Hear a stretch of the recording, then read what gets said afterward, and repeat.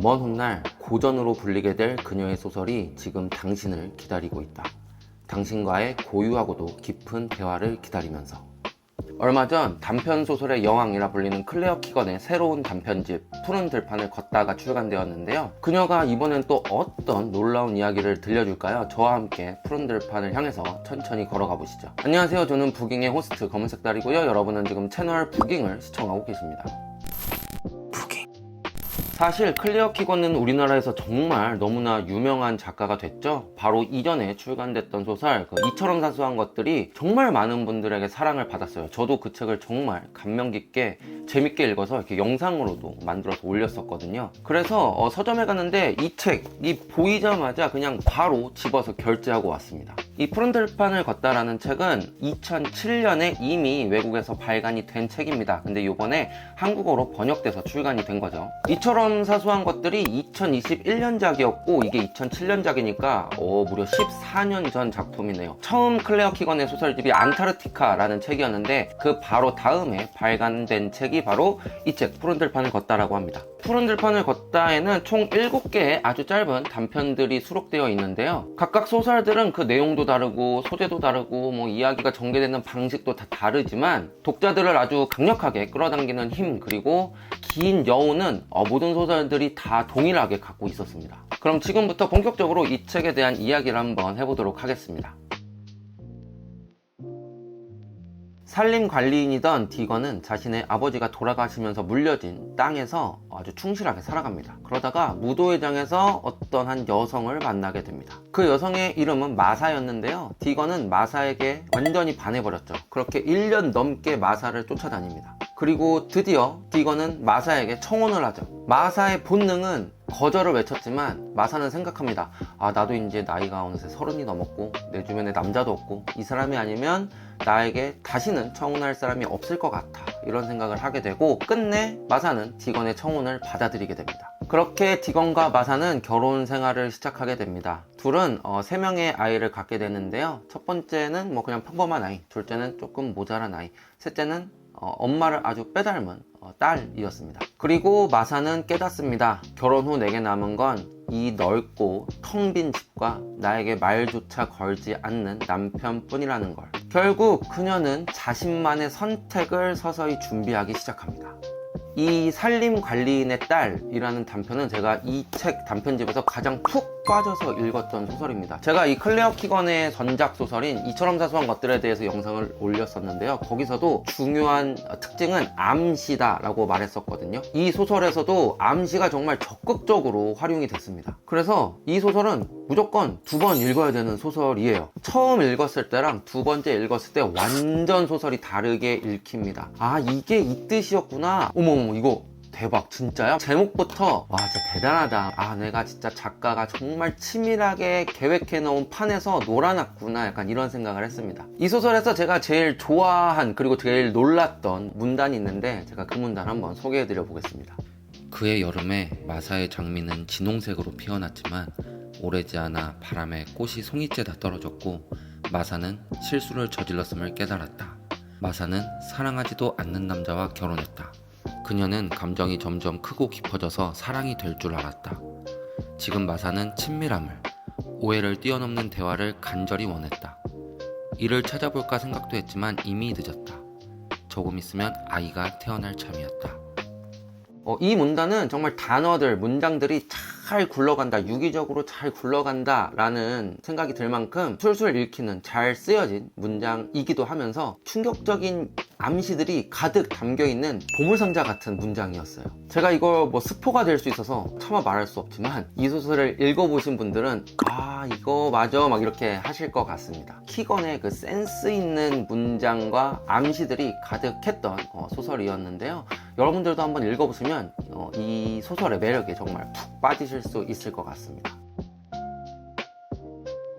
혹시 여러분 포트와인이라고 드셔보셨나요? 저는 이제 술을 되게 좋아하는데 포트와인이라는 거는 정말 얼마 전에 알았어요. 제가 그 포르투갈에 여행 갔다가 와이너리 투어를 다녀왔는데 거기서 이제 포트와인을 시음을 하면서 아 이런 와인이 있었구나 하고 알게 됐습니다. 일반 와인보다 훨씬 진하고 독해서 아주 소량을 천천히 마시는 와인이라고 보시면 될 것 같아요. 이 소설, 이 푸른 들판을 걷다에 수록된 그 7개의 소설 모두가 정말 포트와인 같은 소설이었어요. 정말 짧아서 순식간에 읽어내려고 할 수 있지만 그 향, 그 여운이 정말 어마어마하게 오랫동안 남아 있었습니다. 거기다가 그 이야기가 가진 어떤 충격파도 상당히 강력해서 정말 막 취하는 것처럼 머릿속이 막 어질어질한 그런 소설도 많이 있었어요. 그러다 보니까 그 소설이 끝나는 그 마지막 마침표가 딱 찍히는 순간 정말 해일같이 거대한 여운이 나를 푹 때리는 거죠. 이번 단편집에서 가장 먼저 소개되고 있는 작별 인사라는 소설이 있거든요. 이 소설이 그 포트와인 같다는 클레어 키건의 특징이 아주 잘 담겨있는 소설이었습니다. 이 작별 인사라는 소설에서 가장 독특한 점은 작가가 주인공을 부르는 방식입니다. 그러니까 2인칭 화법을 써서 부르는데 바로 당신이라고 불러요. 이게 되게 독자들을 사로잡는 특별한 요소가 됩니다. 자꾸 당신이라고 부르다 보니까 마치 나를 부르는 것 같잖아요. 그래서 소설에 점점 몰입하게 되고 이 주인공과 나를 동일시하게 되면서 주인공이 느끼는 감정을 더 잘 받아들일 수 있게 만들어요. 그러다 보니까 한 30페이지도 안 되는 것 같은데 소설을 읽는 내내 엄청나게 몰입하게 됩니다. 소설의 내용도 정말 단순하고 간단합니다. 부모로부터 학대를 받으며 살아온 한 여성이 새로운 삶을 향해 집과 가족 그리고 고향을 떠나는 날 아침의 이야기를 다룬 소설인데요. 이 담백하고 소소할 것 같은 이야기에 작가는 충격적인 사건들을 집어넣어 놨습니다. 근데 그거를 충격적이지 이렇게 막 보여주는 게 아니고 아무렇지 않게 툭 봐라 했는데 나 혼자 엄청 충격적인 거야. 이게 뭐야? 이렇게 읽게 되는 거죠. 특히 이 소설의 마지막 그 문단이 저한테는 너무너무 아련한 느낌을 줬어요. 당신은 또 다른 문을 열었다가 닫을 때까지, 칸막이에 안전하게 들어가 문을 잠글 때까지 울지 않는다. 일반적으로 칸막이에 들어가 문을 잠그고 운다 라고 표현했을 것 같은데 참고 견디고 인내하는 게 몸에 체득된 여성이다 보니까 그 순간에도 울지 않아야 된다는 걸 먼저 생각한 거죠. 울어도 된다가 아니고 울지 않아야만 한다. 이 문장 하나로 그녀의 삶이 저에게 옮겨져 오는 것 같은 그런 느낌을 받았어요. 정말 한 30페이지도 안 되는 짧은 소설을 가지고 이렇게 긴 여운을 만들어낼 수 있다는 게 대단한 것 같고, 클레어 키건의 그 통제된 이야기에 다시 한번 놀랄 수 있었던 소설이 바로 작별 인사라는 소설이었던 것 같습니다. 소설뿐만 아니라 영화도 마찬가지인 것 같습니다. 어떤 상황을 설명을 해야 할 때 그걸 이렇게 일일이 다 설명하는, 캐릭터가 나와서 설명한다든지 나레이션이 나와서 설명한다든지 이런 식으로 이야기를 전개해 나가는 게 저는 조금 부자연스럽게 느껴지고 조금 흔한 말로 짜친다? 라고 느껴질 때가 조금 있습니다. 그렇지 않나요? 좀 어색하기도 하고 좀 몰입도 깨지고 그럴 수 있잖아요. 그래서 저는 상황도 중요하고 이야기도 중요하지만 그 상황을 어떻게 이야기하는 것도 되게 중요한 이야기 전개 방식이다 라고 생각을 하거든요. 이런 걸 생각하면 저는 영화 추격자가 생각이 납니다. 제가 추격자 보면서 되게 이거 정말 좋았다 하는 씬이 하나 있거든요. 그게 뭐냐면 배우 김윤석 씨가 하정우를 두드려 패서 잡은 다음에 경찰서로 이제 끌고 가잖아요. 그 경찰서에서 막 이제 조사를 받습니다. 김윤석도 하정우를 때렸으니까 같이 조사를 받아요. 그 장면 다음에 이제 컷이 바뀌면서 김윤석이 경찰서 밖에서 이렇게 손을 닦고 있는, 휴지로 닦고 있는 장면이 나옵니다. 이게 저는 정말 세련되고 정말 훌륭한 스토리텔링이었다라고 생각을 해요. 조사를 받고 조서를 쓰고 지장을 찍고 나오는 거를 설명하지 않아도 인주 묻은 엄지손가락을 닦고 있다는 걸 보여주는 것만으로 그 모든 과정 자체를 한 컷으로 딱 보여준 거잖아요. 설명하지 않았지만 설명이 된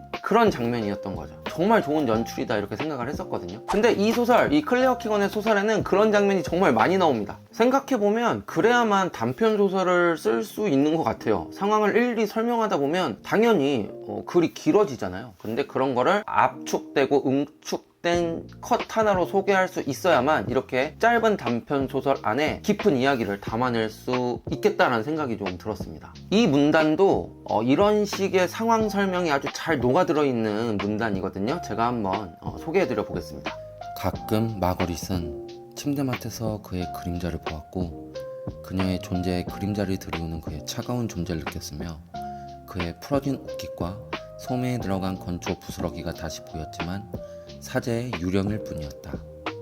개인적인 사건으로 인해서 시골 마을의 언덕 위에 있는 집으로 이사온 여성 마거릿이란 여성의 이야기를 다룬 키 큰 나무의 밤이란 소설에 나오는 한 장면인데요. 제가 방금 읽어드린 이 문단에서 어떤 걸 느끼셨나요? 사실은 이 문단이 그 마거릿이 어떤 남성과 부적절한 관계를 맺었다는 이야기를 이렇게 돌려서 하고 있는 문단이에요. 침대 머리맡, 풀어진 옷깃, 그리고 소매로 들어간 건초 가지, 뭐 이런 것들을 이용해서 그 남성과의 어떤 관계를 풀어서 이야기한 거죠. 그 노골적인 이야기를 아주 세련되게 풀어낸 문단이라고 저는 생각을 하거든요. 개인적으로 저는 소설을 읽을 때 이런 식의 표현들을 정말 좋아합니다. 내가 미처 생각하지 못한 시선과 시야가 있다는 것도 알 수 있고 그 사람의 시선을 차용해서 나도 저런 식으로 한번 사건을 읽어볼까? 약간 이런 생각을 하게 되거든요. 근데 이 클레어 키건의 소설에는 이런 묘사들, 이런 장면들이 되게 많이 나와서 저한테는 공부가 되는 책이기도 했어요. 네, 오늘 이렇게 해서 이 단편집 푸른 들판을 걷다 클레어 키건의 단편집에 대해서 제가 이야기를 좀 해봤는데요. 지금 딱 읽기 좋은 책이에요. 왜냐면 약간 겨울 느낌이 물씬 나는, 겨울 냄새 나는 이야기들이거든요. 그러니까 이번 겨울이 가기 전에 한번 꼭 많은 분들이 읽어보셨으면 하는 바람을 가져봅니다. 오늘 영상이 여러분들의 독서 생활에 조금이라도 도움이 됐으면 하는 바람을 가져보고요. 조금이라도 유익하셨다면 좋아요와 구독 그리고 알림 설정 눌러주시면 정말로 감사하겠습니다. 네, 그럼 오늘 영상은 여기서 마치도록 하겠습니다. 저는 다음에 더 좋은 영상으로 돌아오겠습니다. 그때까지 안녕히 계십시오.